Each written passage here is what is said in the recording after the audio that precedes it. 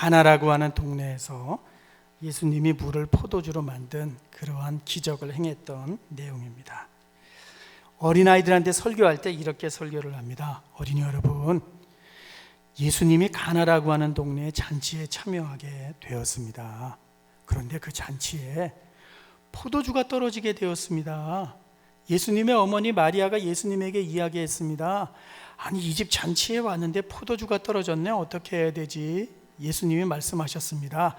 물을 갖다가 저 항아리에다 담아라 말씀을 하셨습니다. 아이들이 예수님의 말에 순종을 했습니다. 그 다음에는 예수님이 이 물을 갖다가 떠서 갖다 주어라 이야기를 했습니다. 하인들이 갖다 주었는데 그게 맛있는 포도주가 되었습니다. 하인들이 역시 순종을 했습니다. 우리 어린이들은 말씀에 순종하는 친구들이 되어야 합니다. 그런데 잔치에 참여했던 많은 사람들이 깜짝 놀라게 되었습니다. 보통 잔치에는 처음에는 좋은 포도주를 내놓다가 마지막에는 그렇지 아니한 포도주를 내놓는데, 아니, 이 잔치의 주인들은 얼마나 좋은 사람들이 마지막까지 이렇게 좋은 포도주를 내놓았네 하면서 칭찬을 하게 되었습니다. 예수님이 이적을 통해서 예수님이 누구인지를 보여주셨습니다. 예수님은 물을 포도주로 만드시는 하나님의 아들입니다. 여러분, 이런 설교를 우리가 많이 들어보았습니다. 오늘은 이 이적의 내용들을 우리가 조금만 더 자세히 들여다보기를 원합니다. 가나라고 하는 동네는 시골 마을입니다. 볼품이 없는 그러한 마을입니다. 그러면 주님이 지금 처음 이적을 행하시는 겁니다. 처음으로 전도를 하시는 겁니다. 처음으로 복음 사역을 시작하셨습니다. 이제 그러면은 시골 마을, 부산 아닙니다. 대구 아닙니다. 대전 아닙니다. 광주 아닙니다. 면, 리 같은 동네입니다. 거기에 가서 이적을 행하시는 것보다는 예루살렘 한복판에 가서 수많은 사람들이 보이는 곳에서 이적을 행하시는 것이 훨씬 나을 수 있습니다. 그것은 당연합니다. 복음의 효과를 위해서도 그것은 꼭 필요합니다.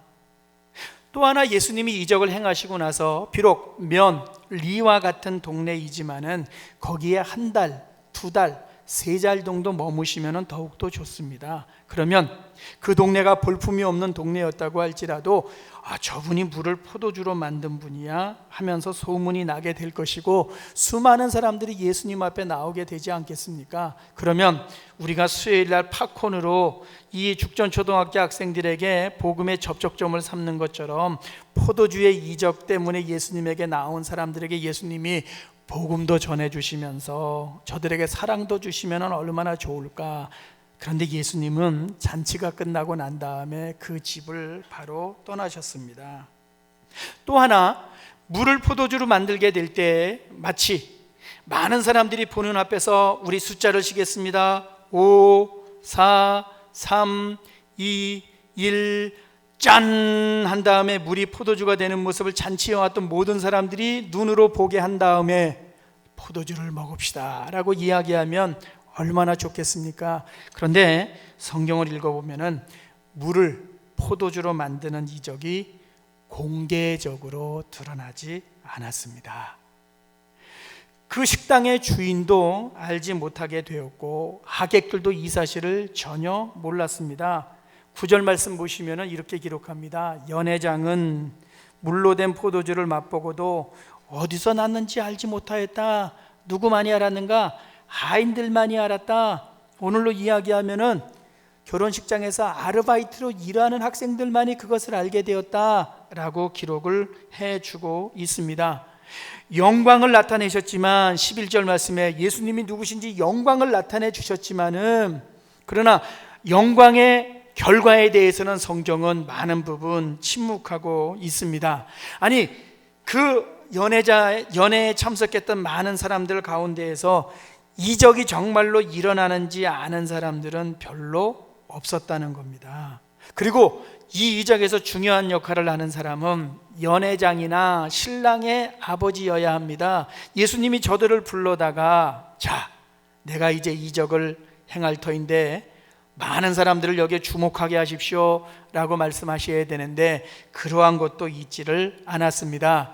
이 이적의 주인공이 누구인가 한번 잘 살펴보시면은 포도주를 날랐던 하인들이 제일 중요한 사람들로 나와 있고, 시골 출신이었던 제자들이 예수님을 믿었다고 말씀해 주고 있습니다. 이적의 장소, 이적의 효과, 가정이나 교회나 사회나 효과에 대해서 얼마나 신경을 많이 씁니까? 극대화시키기 위해서 너무나 애를 쓰지 않습니까? 그거를 생각하고 이 성경의 말씀을 읽으면은 예수님이 놓치신 것이 너무나 많습니다. 하객들이 집에 돌아가서 이야기를 했을 겁니다. 예수라고 하는 사람이 이적을 행했어, 이렇게 말했을 것 같습니까? 그렇지 않습니다. 홍길동이네 집에 잔치에 갔더니 아니 마지막에까지 글쎄 좋은 포도주를 준비해 줘갖고서 아주 맛있게 음식을 먹고 왔어. 우리도 다음에 잔치할 일이 있으면은 그렇게 해야 되겠어. 포도주 이야기는 했겠지만 예수님 이야기는 하지 않았습니다. 이게 첫 번째 이적이 일어났던 모습입니다. 뒤집어서 생각을 합니다. 갈릴리도 시골 지역입니다.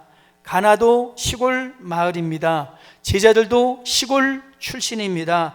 출신 성분이 높지 않습니다. 하인들은 그 사회에서 낮은 신분에 처했던 사람들이었습니다.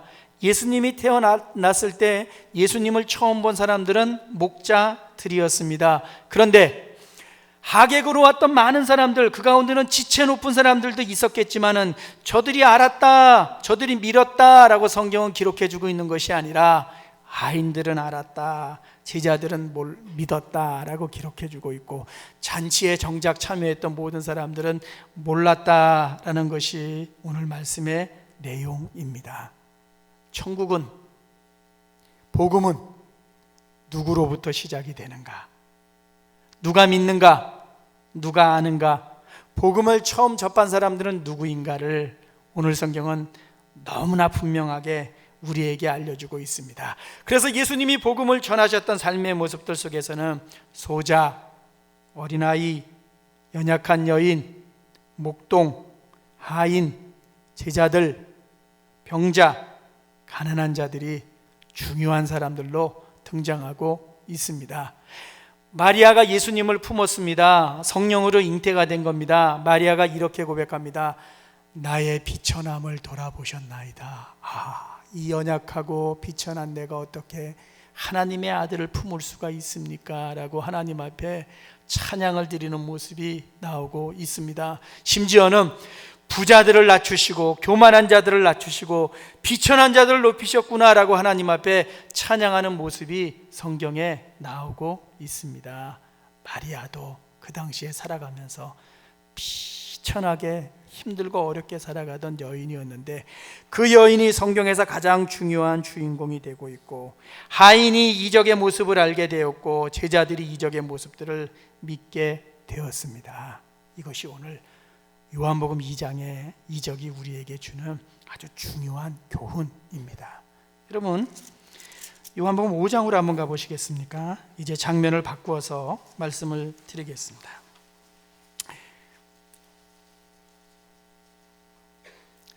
명절이 또 다가오게 되었습니다.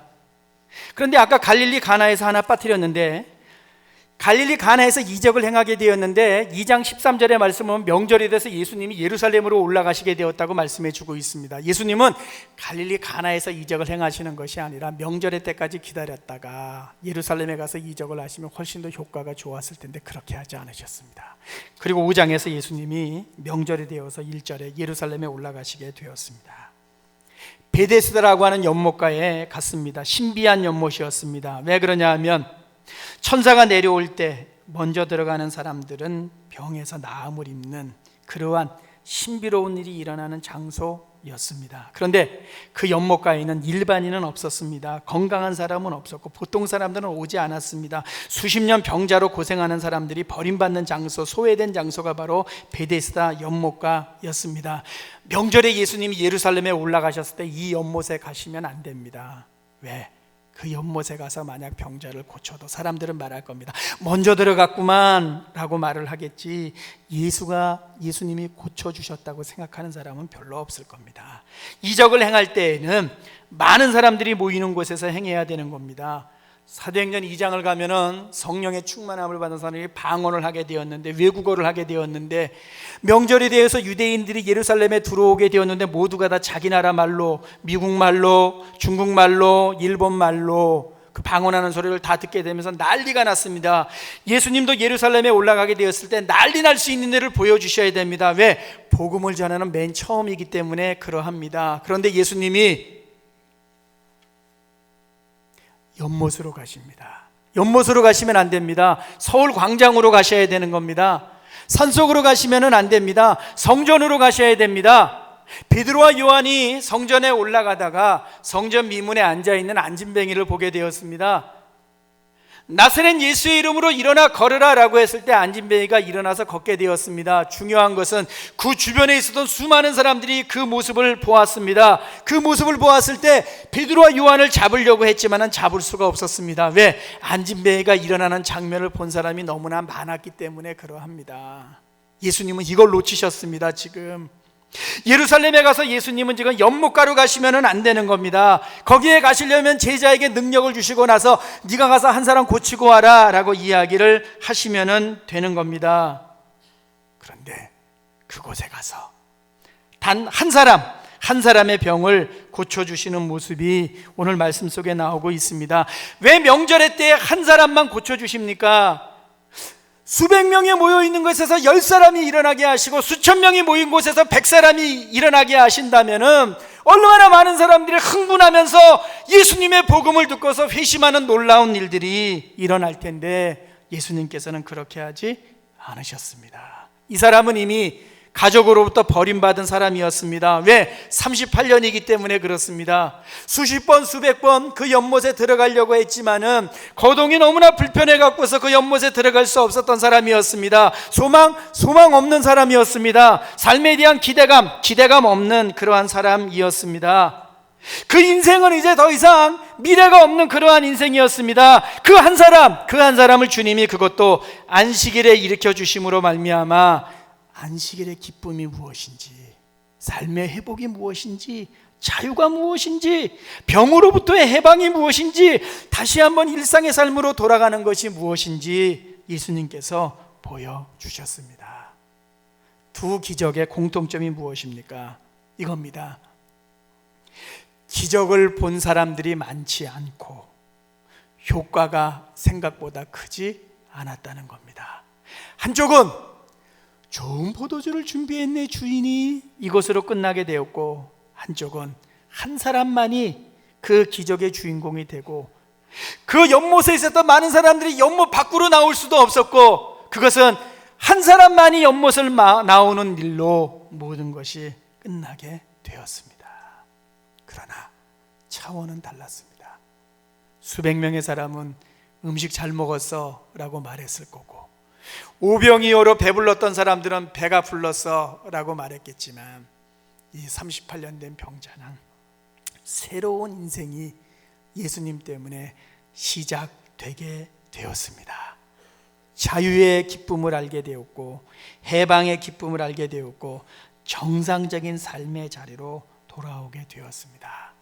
성경을 읽어보십시오. 수많은 사람들에게 하나님의 관심을 가지고 계시지만, 예수님이 중요하게 만났던 사람들, 마리아, 38년 된 병자, 이러한 사람들, 세리장, 삭개오 같던 세리장, 가난한 사람들, 이러한 사람들을 예수님이 만나셨습니다. 왜? 너무나 중요한 사람들이고, 저들은 하나님이 아니고서는 위로받을 수 없고, 예수님이 아니고서는 사랑해 주는 사람이 없기 때문에 주님의 함께 하심을 통해서 저들에게 주님은 진정 그 영적인 기쁨과 함께 삶의 기쁨을 주기를 원하셨습니다. 예수님이 예루살렘에 올라가셨습니다. 결론입니다. 예루살렘에 올라가고 나서 십자가에 죽기까지 예수님이 칭찬했던 사람들이 누구인가 한번 성경을 찾아보시기 바랍니다. 제가 한번 찾아봤습니다. 이번 주에 쭉 두 사람이었습니다. 엽전 두 잎을 헝금하게 넣었던 홀로 사는 여인, 예수님의 머리에 향유를 부었던 여인, 예수님을 만나기 전엔 방탕하게 살았지만 예수님을 만나고 나서 회심하고 변화된 여인만이 칭찬을 받고 있습니다. 수많은 사람들이 예수님의 주위에 있었지만은 단 두 사람만이 주님의 칭찬을 받고 있습니다. 복음서는 이 한 사람 한 사람을 만나 주시는 것에 대해서 놓치지 않고 있고, 하나님의 관심, 예수님의 관심, 성경의 관심이 무엇인지 우리에게 너무나 분명하게 보여주고 있습니다. 여기 앉아있는 우리도 인생을 살다가 보면은 마리아처럼 내 삶이 참 비천한데, 낮은 삶인데, 38년 된 병자처럼 아프고 아픈데, 엽전 두님을 헌금으로 바쳤던 여인처럼 가난하고 힘들고 지치고 힘든 일상인데, 세리장처럼 돈은 있지만은 사람들로부터 내가 왕따 당하고 있는데, 이러한 삶을 살아가거나 아니면 늘 편안하고 안정된 삶을 살아갔는데 오늘날은 왠지 슬프고 왠지 우울하고 혼자인 것 같고 외롭고 감당할 삶의 무게가 너무 크고 내 주변에 아무도 없는 것처럼 느끼는 그러한 순간들 있을 때 있을 겁니다, 여러분. 그때 바로 예수님이 우리를 붙들어 주시는 겁니다. 마리아와 함께 하신 것처럼, 이 병자와 함께 하신 것처럼, 홀로 사는 여인과 함께 하신 것처럼, 향유를 분 여인과 함께 하시는 것처럼, 오늘 이 아침 예배를 나오면서 그래, 내가 슬프고 외롭고 지치고 힘들지, 그러나 주님이 나와 함께 하시지, 이 마음 가지고 돌아간다면 오늘 예배 영적으로 성공한 거 아니겠습니까? 한 주를 살아가시면서 나를 사랑하고 나에게 관심을 갖고 나를 품어주시는 그 주님의 사랑 풍성하게 경험하는 하나님의 사람들 되기를 예수님 이름으로 축원합니다. 기도하겠습니다. 함께 기도.